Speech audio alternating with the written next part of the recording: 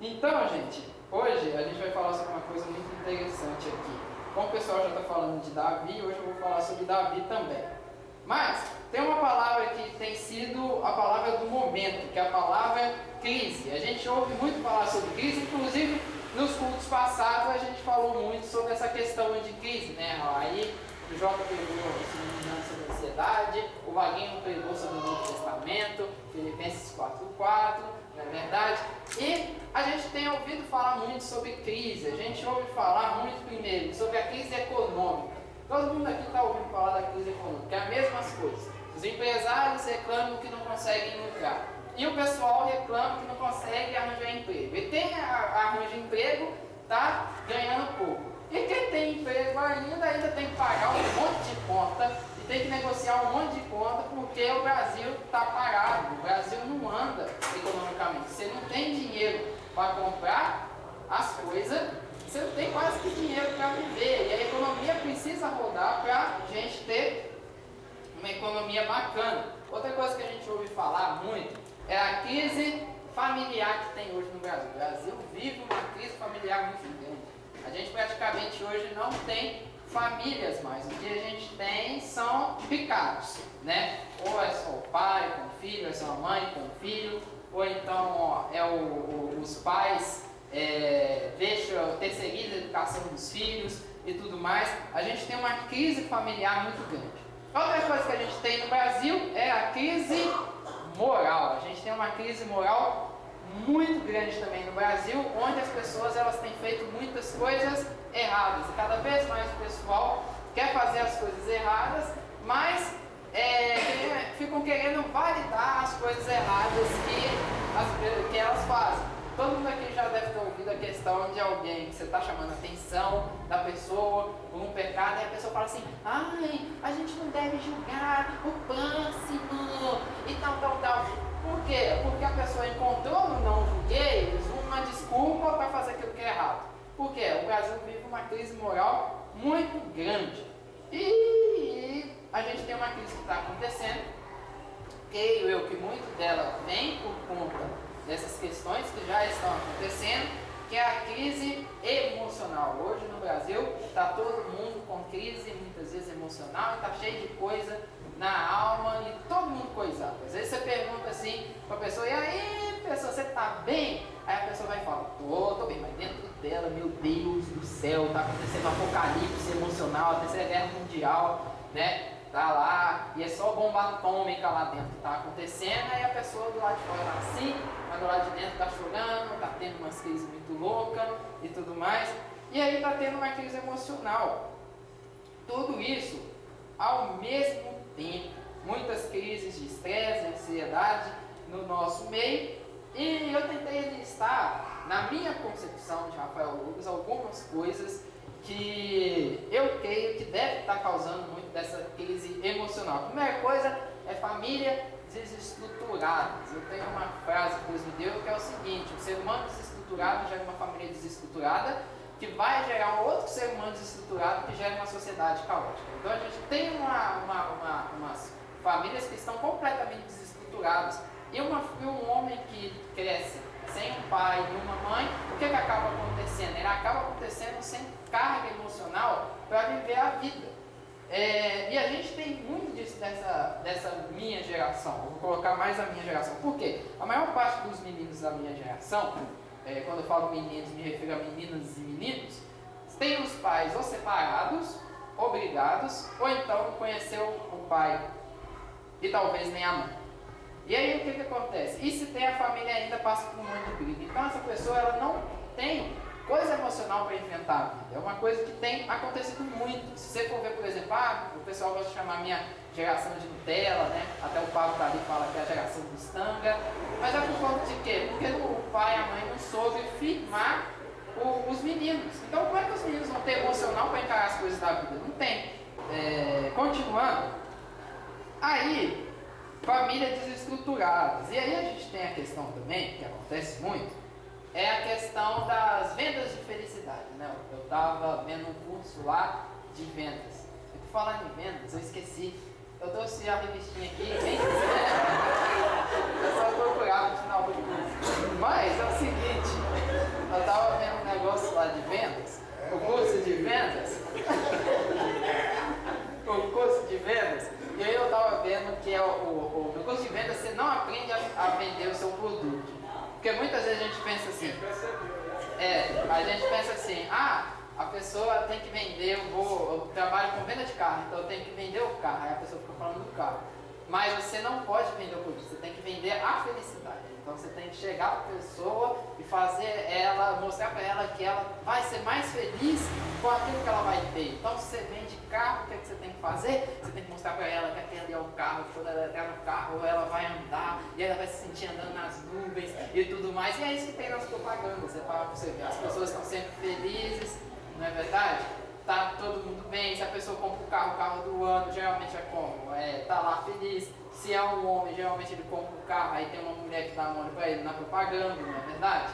E aí quando a mulher tá passando uma propaganda de maquiagem, aí geralmente a propaganda de maquiagem, ela passando a maquiagem, ela sai na rua e todo mundo olhando pra ela assim, não é verdade? Porque é a felicidade do negócio. Então, querendo ou não, é uma coisa que é muito perigosa, porque a gente acaba acreditando e a gente nunca acha que a gente é feliz. Porque a gente só vai ser feliz se eu tiver o carro do ano, se eu tiver o quadrinho do ano, se eu tiver a casa dos meus sonhos, ou então eu vou ser feliz quando eu tiver o casamento do meu sonho, quando eu tiver o namoro do meu sonho. E é tudo sempre quando eu tiver, e nunca aquilo que eu tenho. Aí a nossa felicidade está sempre lá no distante. Aí repara pra você ver, você consegue alcançar um trem que você tanto sonhou para ser um bom mineiro, aí quando você alcança o trem, tem outro trem chegando, você fala assim, não, eu preciso do outro trem para ser feliz. Entendeu? Então muitas vezes tem disso. E outra questão também é a questão da superficialidade dos relacionamentos. As pessoas se relacionam melhor com as tecnologias do que com as pessoas. Isso vem também da questão familiar. Como a pessoa sofre um trauma muito grande na família, o que ela pega e faz? Ela se fecha. Então o que é melhor para a pessoa? Muitas vezes a questão da tecnologia, né? E as pessoas realmente se relacionam melhor com a tecnologia. Por exemplo, igual a gente teve o churrasco dos jovens lá em casa. E aí, a primeira coisa que o jovem chega quando está na casa é: qual que é a senha do Wi-Fi? Qual que é a senha do Wi-Fi? Por quê? Aí, quando você assusta todo mundo lá no celular, curtindo o celular, aí você fica assim até desesperado. Você fala assim: meu Deus, meu pai eterno, a pessoa vem pro churrasco para ficar no negócio, dá vontade de você virar e falar: cara, você não ficou em casa então com o seu celular, entendeu? Porque o que acontece é o seguinte: a pessoa se relaciona melhor com a tecnologia em si do que se relaciona com as pessoas, e isso gera relacionamentos superficiais que acabam gerando a crise na gente, porque querendo ou não, por mais que isso daqui é legal, isso daqui é máquina, e a máquina não supre nunca a necessidade de alguém, entendeu?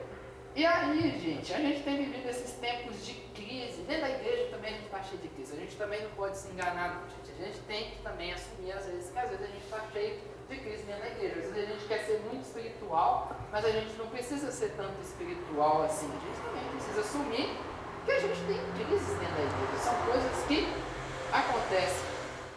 Mas, em meio às crises, o que a gente deve fazer? O que a gente não deve fazer?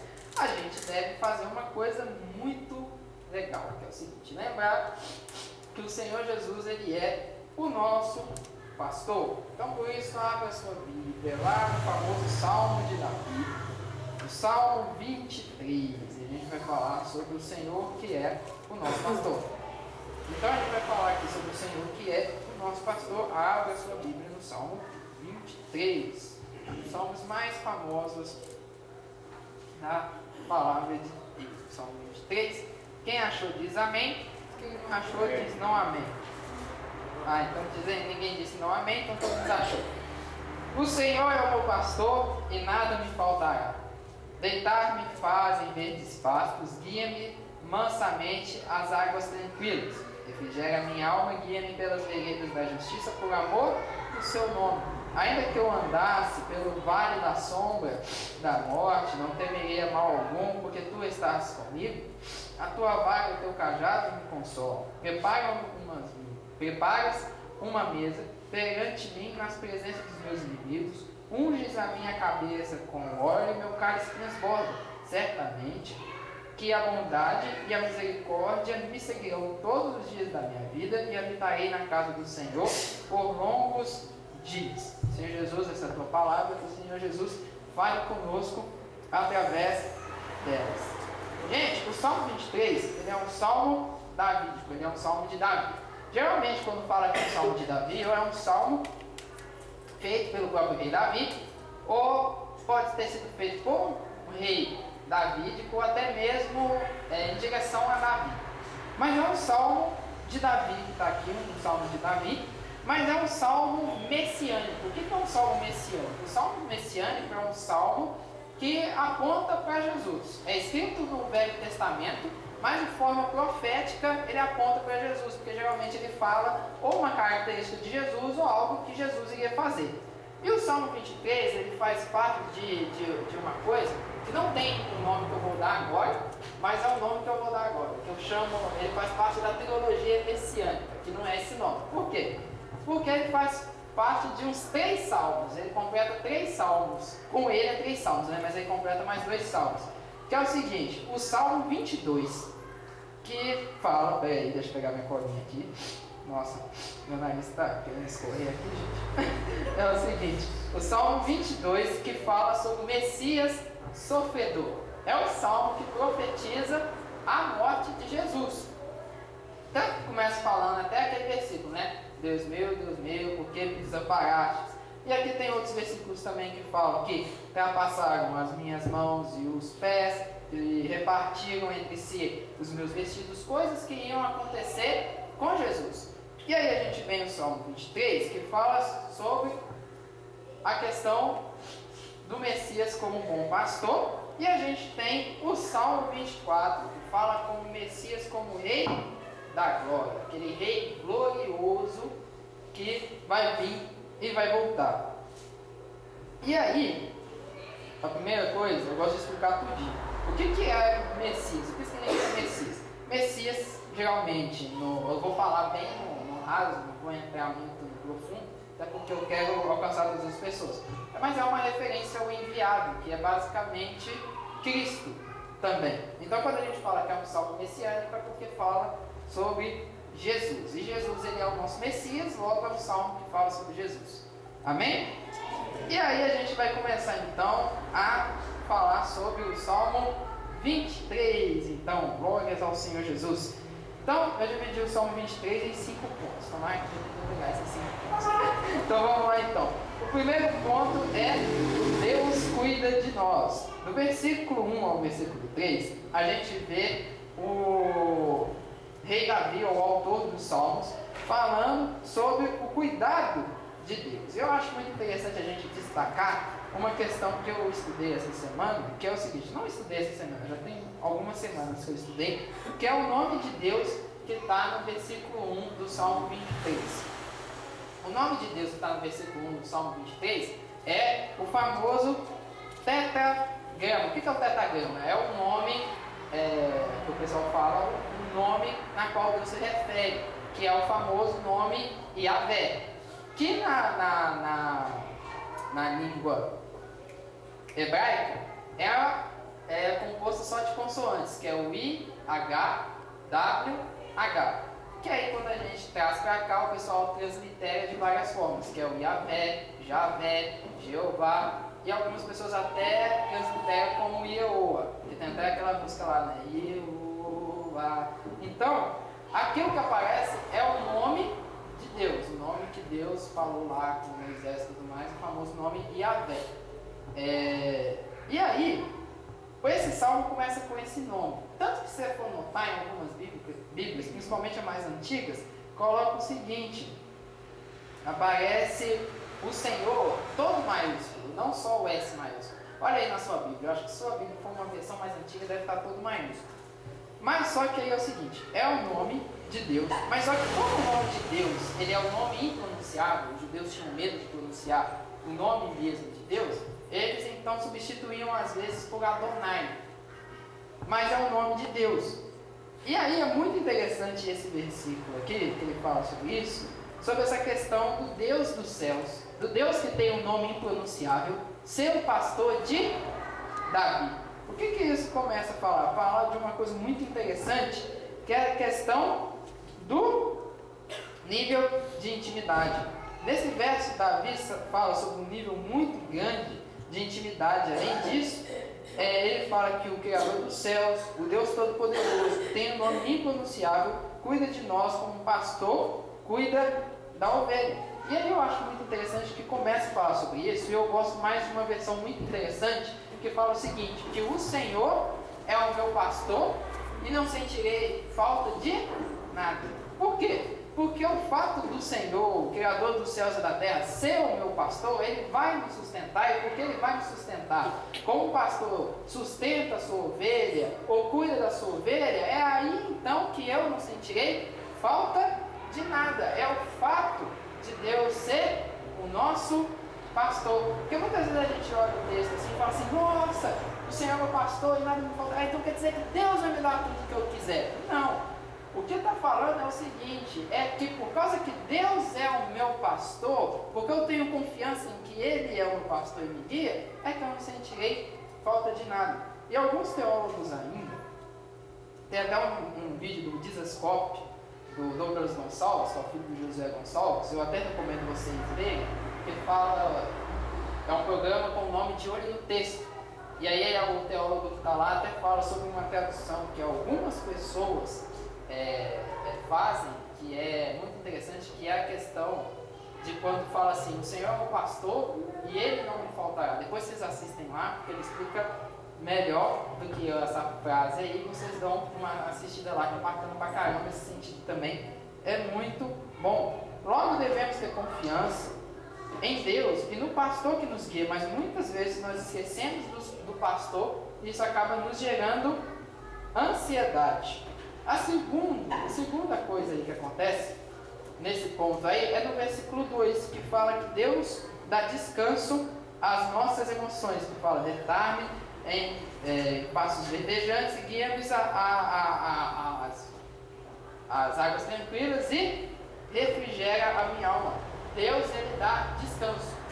Muitas vezes quando a gente lê isso daqui, a gente pensa logo no relevo do Brasil. Como que é o relevo do Brasil? Se você, por exemplo, pegar seu carro e viajar até São Paulo, o que você vai ver? Um monte de coisa verde. Aí quando a gente vai lá, o Rodrigo fez mais ou menos, mas quando eu e o pai vamos lá para o Presidente Prudente, lá, aí você começa a chegar lá perto, aí tem um monte de pasto, aí um monte de vaca e tudo mais. Aí meu pai ficou olhando e falando, aquela vaca, que bonitinha, olha aquela outra vaca ali, que bonitinha. Aí teve um dia que a gente chegou assim, tinha uma perdiz lá, né? E aí eles foram, olhou a perdiz, aí tava com o meu tio do lado, ele virou e falou assim, olha lá, Marquinhos, uma perdiz, olha, é boa para matar pra gente comer, olha lá. Aí lá é cheio de pasto. Mas lá em Israel, em contrapartida, não tem tanto pasto assim. É tudo muito desértico. Então o pastor, para achar um pasto verdejante, ele tinha que passar por uma jornada muito longa. Então, a questão que fala aqui nesse versículo é a questão de Deus dar descanso para a nossa alma, na questão de achar um lugar onde alimenta a gente e nos descansa. Que ele começa falando assim, refrigera a minha alma. Aqui no Salmo 23, a alma, ela tem uma referência ao emocional, até porque está fazendo um paralelo com uma ovelha. Uma ovelha, ela não tem assim essa questão de pensamento, né? A ovelha, ela é burra, né? Ela é burra. Então, quando está falando de alma, está falando dessa questão de refrigerar as emoções. E a gente precisa de refrigério nas nossas emoções, porque muitas vezes a nossa emoção, ela não está algo bacana, não é verdade? Às vezes dentro da no nosso emocional, da nossa vida emocional, como eu falei no início, está acontecendo um desastre, está uma verdadeira guerra, e a gente precisa ter um refrigério. E Deus leva a gente para esse refrigério. Talvez Deus leve a gente para esse refrigério de uma forma sobrenatural. Talvez a pessoa pode estar, por exemplo, com uma crise de ansiedade, com uma depressão. Ela pode orar e Deus curar ela instantaneamente. Mas às vezes também Deus pode usar coisas para nos ajudar e ser o refrigério da nossa alma.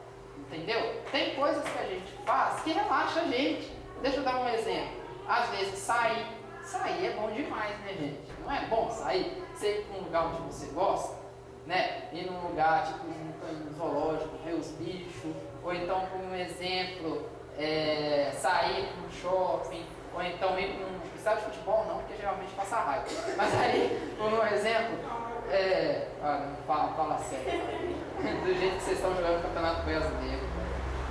Vocês têm pontos altos, mas sair é bom. Sair é bom, sei para comer um negócio, por exemplo, comer um Burger King, né? Comer um McDonald's, comer um hambúrguer em algum outro lugar também, né? É muito bom, né? É muito bom, você sair com o pessoal da igreja é bom. Então, às vezes, sair é bom, estar com pessoas que você gosta também é bom, entendeu? Por exemplo, estar com um amigo, estar com o pessoal da igreja, estar às vezes com a namorada, o marido está com a esposa está com o marido, estar com uma pessoa é bom, fazer coisa que gosta, também ir no cinema, assistir Netflix, jogar videogame. E muitas vezes quando a gente está com a alma coisada, o que acontece? A gente esquece de fazer essas coisas, na verdade, a gente não lembra de fazer essas coisas e vai perdendo o gosto, é uma coisa que não pode fazer. Então uma forma de refrigerar a alma também é você fazer isso, entendeu? E às vezes também, eu vou falar sobre isso mais lá na frente, mas talvez seja necessário também um refrigério mais profissional, às vezes com um pastor, às vezes até mesmo procurar um psicólogo. Há um tempo atrás eu tive até mesmo que procurar um psicólogo, e aí eu acabei descobrindo que já tenho até toque, gente, sabia? É uma coisa complicada. Mas aí o que acontece? Eu tive que procurar mesmo um psicólogo, e não é vergonha nenhuma você falar isso. Há um tempo atrás o pessoal achava assim, nossa, tá procurando um psicólogo, é doido, meu Deus do céu. Não, a nossa alma, ela também precisa às vezes ter um tratamento especial. E é sobre isso, Deus tem das formas de refrigerar a nossa alma. E aí continua falando o versículo, uma coisa muito legal, que é a questão de guiar pelas veredas da justiça por amor ao nome dele. Guiar pelas veredas da justiça faz uma referência também o caminho de Deus. Deus ele nos guia através Deus ele nos guia através do caminho dele. E quando a gente se deixa ser guiado por Deus, pelo bom pastor, ele nos leva a gente aonde ele quer que a gente chegue. Entendeu? E por que ele faz isso tudo? Por amor ao nome dele. Não é porque a gente merece, eu vou falar sobre isso mais daqui a pouco. Mas é por amor ao nome de Deus. Porque ele escolheu fazer assim.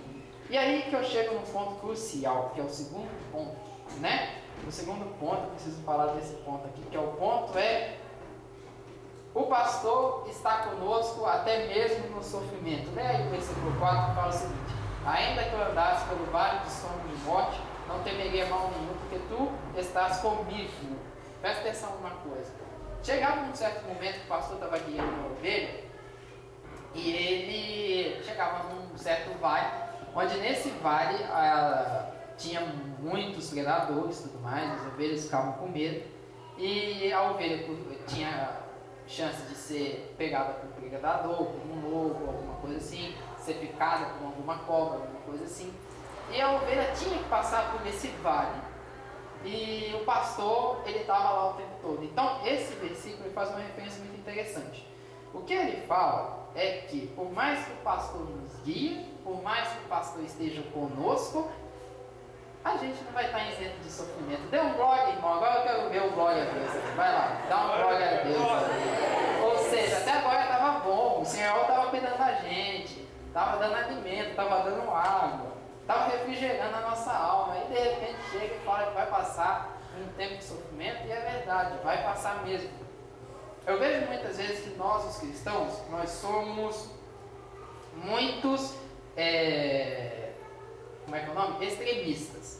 Ou a gente fala demais de uma coisa, ou a gente fala demais de outra coisa. E por muito tempo, o pessoal falou muito sobre a teologia do sofrimento, que é a teologia que tem que ter o sofrimento e coloca o sofrimento como algo crucial para a questão, por exemplo, da salvação, que é a questão da negação. Aí as pessoas negavam coisas naturais da vida por amor ao nome de Deus, que não está errado não. Mas só que aí o pessoal esquecia da outra parte, que era a parte também que a Bíblia falava sobre as bênçãos, sobre as coisas boas que Deus ia trazer sobre a gente. Mas só que aí a gente também teve um outro extremo, que é o extremo da teologia mais atual, que é, por um exemplo, o extremo de que é só bênção, é só vitória, é só triunfo, o cristão não pode ficar doente, o cristão não pode ter um problema financeiro, não pode ter um problema na alma, tem sempre que estar só no triunfo, aleluia, vamos subir, irmãos, porque hoje é o dia da sua vitória.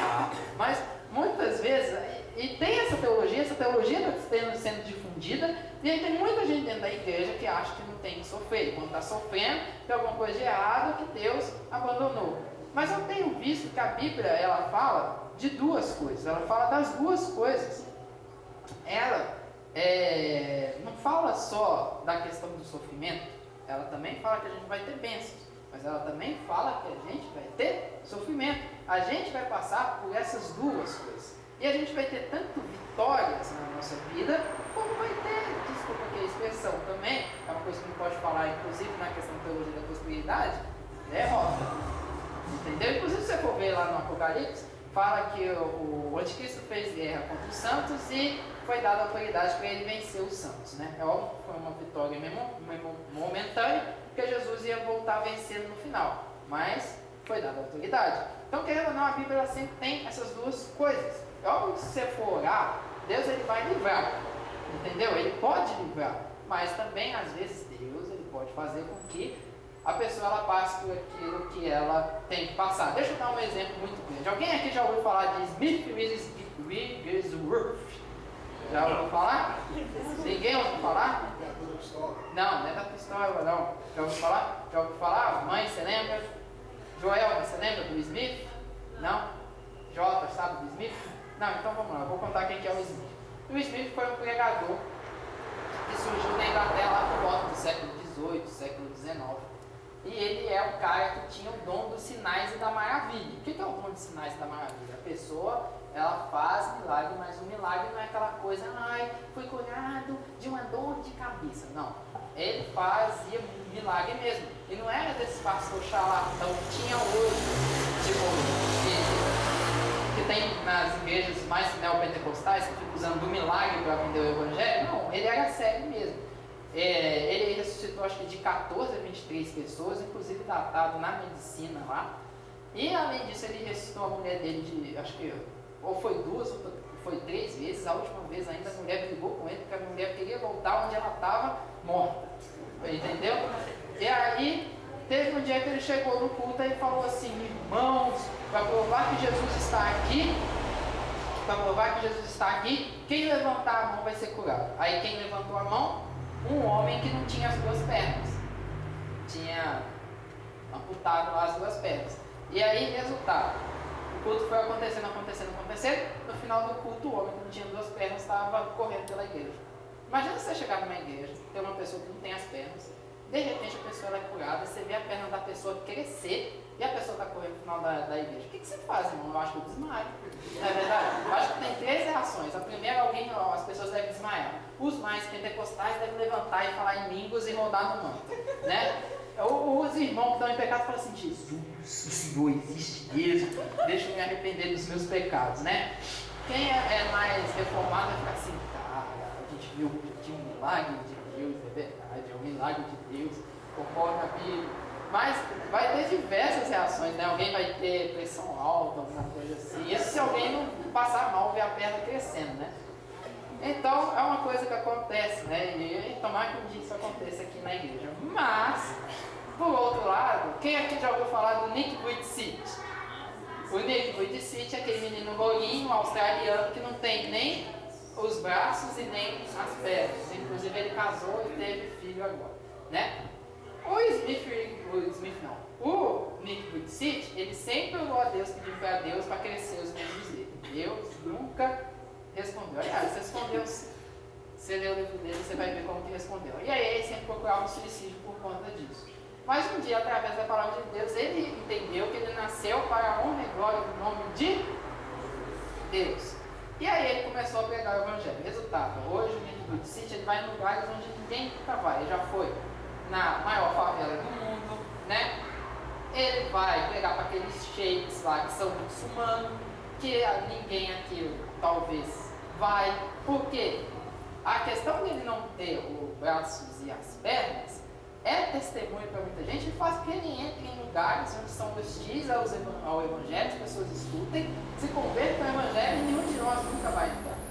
Ou seja, Deus ele pode tanto fazer a perna crescer, como também deixar que a pessoa aconteça certo tipo de coisa. E o Salmo ele é equilibrado de falar nisso. Ele fala do momento bom que a gente vai ter, mas ele fala também do momento ruim. Mas a diferença é que o Senhor vai estar com a gente nesse momento. E às vezes é muito difícil a gente acreditar nisso, né? Porque quando a gente está passando por alguma dificuldade, a gente fala assim, mas Senhor, pelo amor de Deus, eu sou fiel, Deus. É como se a gente não fosse fiel, a gente seria melhor e a gente não pode passar, né? O Senhor está deixando acontecer isso comigo. Não vou mais acreditar no Senhor.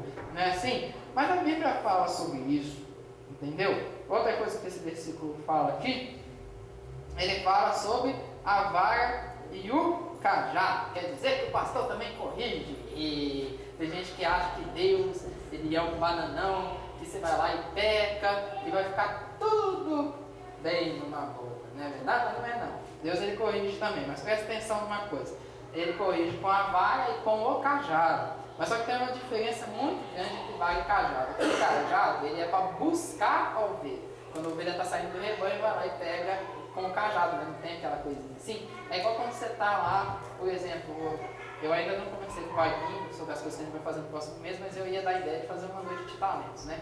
Aí vamos supor que a gente faz uma noite de talentos, aí começa o irmãozinho aqui a cantar, e canta tudo desafinado, fora do tom, aí ele vai lá e pega com o cajado, irmãozinho, tira, né? É óbvio que é brincadeira, a gente não vai fazer isso. Mas você já deve ter visto isso em algum desenho animado, não é verdade?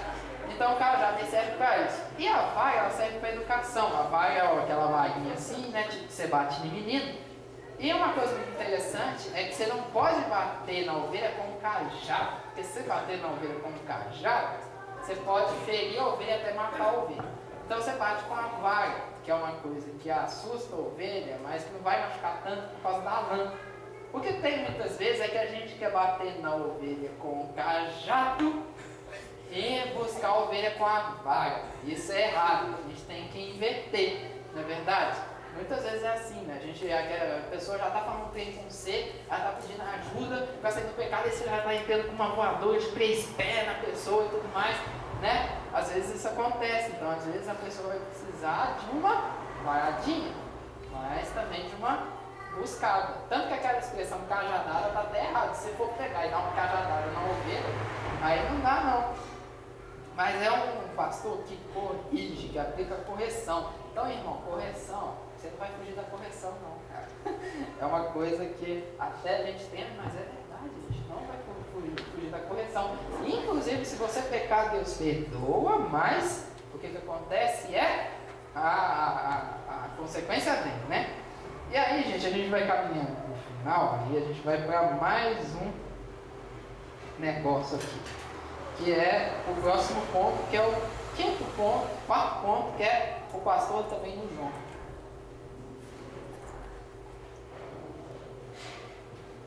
O pastor também nos honra, que é o seguinte, fala assim, versículo 5, preparas uma mesa perante mim na presença dos meus inimigos, unge a minha cabeça com o óleo, meu cálice transborda. Aqui tem duas figuras de linguagem. A primeira é do próprio óleo do pastor, mas também a figura de linguagem de alguém que está honrando alguém, não é verdade? E é muito interessante, o Google está me espionando aqui, gente. Toda hora ele levanta um microfonezinho aqui para ouvir, ou então a inteligência artificial quer converter. Então vamos lá então, as duas figuras, está acabando? Beleza, vamos lá então. A figura é o óleo na ovelha, que é o óleo do pastor na ovelha, que serve para o quê? Para afastar as moscas, né? Antigamente as moscas elas ficavam na ovelha, e aí, eu ia falar plantava, mas colocava lá um ovinho que crescia uma larva, que ia corroendo a ovelha até matar a ovelha. Ou a ovelha matava de ficar dando cabeçada numa parede, numa árvore, alguma coisa assim, ou então da própria mosca. Tanto que lá no Novo Testamento fala sobre o demônio chamado Beelzebub, vocês lembram desse daí? Que é o que? O deus da mosca, que faz referência a essa questão da mosca corroeu uma ferida até matar. Derramava o óleo para o quê? Ser remédio, espantar, ser remédio, essas questões todas. Que fala sobre uma questão de pensamento, a unção de Deus proteger o nosso pensamento, de pensamentos que são tóxicos, que vem como se fosse uma mosca mesmo. De repente você está lá tranquilo, aí vem um pensamento negativo, pum, assim, aquele trem vai te corroendo, de repente já passou o dia todo, você está naquele trem, por causa do pensamento, não é verdade? Então é importante ter essa questão de buscar sempre o renovo da mente, através da palavra de Deus e através das pessoas que Ele coloca para nos ajudar, para que esses pensamentos negativos não nos corroam, entendeu? A outra questão é a questão da honra. Aqui fala sobre uma pessoa que Deus honra, colocando o óleo na presença do quê? Dos inimigos. Então, ao mesmo tempo que Deus cuida da gente, a gente passa por dificuldade, mas Deus também honra a gente. Mas Ele não honra porque a gente é queridinho, porque geralmente quando a gente recebe uma honra, né, a gente fala assim, sou perdão, estuda a palavra, vamos contra, dízimo, né? E tem a famosa, né? A famosa é assim, né? Eu paguei o preço, irmãos, eu paguei o preço na oração, por isso eu consegui. Não é porque você conseguiu, é porque Deus quis dar, é diferente, entendeu? Então, e aliás, eu tenho uma dificuldade quando uma pessoa fala que pagou o preço, até porque eu acho que o preço já foi pago na cruz, então a gente precisa pagar de novo o preço, entendeu? E aí vamos continuar então. Mas não é por conta do nosso merecimento, mas por conta do amor dele, que a gente não merece nada. Nós somos pecadores. E uma coisa que eu quero falar aqui, gente, quantas vezes nós temos mais bênçãos do que nós merecemos? O nosso mundo está fazendo a gente ficar cegado com as bênçãos que Deus tem dado. Pensa aí nos últimos dias que você, mesmo com toda a crise que teve no Brasil, a gente conseguiu comer, conseguiu sobreviver, tem roupa para vestir e está aqui. Isso é um cuidado de Deus, entendeu? É que a gente está muito pior, porque muitas vezes a gente tem bênção que a gente não merece, cara. Para pensar como foi a sua semana. Repara o que você fez na sua semana. Você deve ter feito um monte de coisa errada na sua semana, mas no final, mesmo assim, Deus te sustentou por amor ao nome dele. E muitas vezes a gente tem bênçãos sim mais do que nós merecemos. Inclusive porque o Novo Testamento fala assim, se você tem o que comer, tem o que vestir, você deve estar contente nisso, não é verdade? Deve dar graças sobre isso, a gente tem muito mais. Na verdade, a gente recebe as bênçãos de Deus e muitas vezes a gente nem liga. Só o fato de a gente poder estar comendo tranquilo já é uma bênção, só o fato de a gente estar podendo vir aqui é uma bênção. Então, só o fato de a gente estar podendo fazer as coisas já é uma bênção, muitas vezes a gente é ingrato, porque a gente não tem as coisas conforme a gente acharia, seria legal, e Deus ele tem cuidado da gente pelas bênçãos. E é uma coisa que eu tenho me confrontado esse dia, porque eu sou hedonista, assim como a maior parte das pessoas da nossa geração e a maior parte de nós. Nós gostamos do prazer e não da dor, entendeu? E aí eu estava reparando nisso um dia, que eu sempre tenho dor de cabeça por conta da sinusite. E aí teve um dia que eu comecei a ter dor de cabeça de novo, comecei a orar, pedindo a Deus para curar, e eu pensei, cara, toda vez eu peço para Deus curar. Mas por que eu não posso ter uma dor de cabeça um dia? Como de razão de circunstância? Muitas vezes assim, a gente vive como se a gente não pudesse ter alguma coisa assim. Como a gente não pudesse passar por uma crise financeira, uma crise alguma coisa, sobre a gente não pudesse às vezes sofrer, ou até mesmo ter uma dor ou outra, entendeu? Parece que eu estou pegando, não é uma coisa que é conforme a teologia da prosperidade prega, mas é verdade. Mas uma coisa que eu quero atentar é que a gente deve ser mais grato a Deus pelas coisas que a gente tem recebido na nossa vida, pelas coisas que a gente tem vivido, porque a gente recebe muita bênção. Deus podia virar para a gente e falar assim, já te dei Jesus, agora você se vira. Mas não é assim, mesmo assim ele sustenta, ele dá, ele faz muita coisa bacana para a gente. E se você for pensar na sua semana, é assim mesmo. Talvez não foi aquela bênção que você queria, mas foi bênção. Verdade? Talvez um dia essa bênção ainda vai chegar, entendeu? Então, é uma coisa que a gente deve ser grato a Deus por conta dessas coisas, disso. E aí, eu vou terminar aqui, porque o Vaguinho já está quase mandando um saiozinho aqui do hoje já para terminar, né? Aí é o seguinte, o versículo final, que é a perseguição da bondade e a misericórdia do Senhor na nossa vida, que fala sobre certamente a bondade e a misericórdia do Senhor nos seguirão. Muitos teólogos defendem que esse seguirão é, na verdade, perseguir. É como se a bondade e a misericórdia do Senhor nos perseguisse. Um Deus que persegue a gente.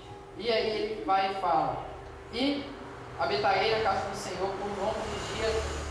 Em algumas versões está voltarei à casa do Senhor, porque é uma pessoa que consegue perceber o cuidado de Deus na vida dela, e ela entra em estado de maravilhamento. Não sei nem se existe essa palavra, mas estado de ficar maravilhado com o que Deus faz, e isso faz ela voltar à casa de Deus para adorar a Deus. Entendeu? Ou seja, às vezes a gente falta olhar para a nossa vida e ver o cuidado do bom pastor, mesmo quando as coisas não estão bem. E às vezes falta a gente se maravilhar com isso. Às vezes é nas coisas mais simples. Não precisa ser algo sobrenatural, mas às vezes é só nas coisas simples. Maravilhar com o bom pastor. E qual foi a última vez que a gente se maravilhou com o bom pastor? Eu achei muito legal uma coisa hoje aqui, que foi no louvor, todo mundo cantando as músicas e tudo mais. Eu vi no louvor hoje o pessoal interagir bem com a gente aqui, e a gente gosta quando vocês interagem, mas foi muito bom, foi muito bacana. Mas a gente tem que ter essa questão de maravilhar a Deus. Muitas vezes a gente vem na igreja por vir, vai lá, toca a roupinha, pega e vem para a igreja no automático, mas não se maravilha com Deus. E aí eu quero fazer 3 perguntas. A primeira pergunta é sobre a pergunta: será que a gente tem visto o cuidado do bom pastor? A segunda pergunta é: será que a gente tem se maravilhado com Deus? E a terceira pergunta é: e aí, você quer ser cuidado por esse seu pastor? Essa é a pergunta. Chega aí, irmão. Fica a mão aí agora.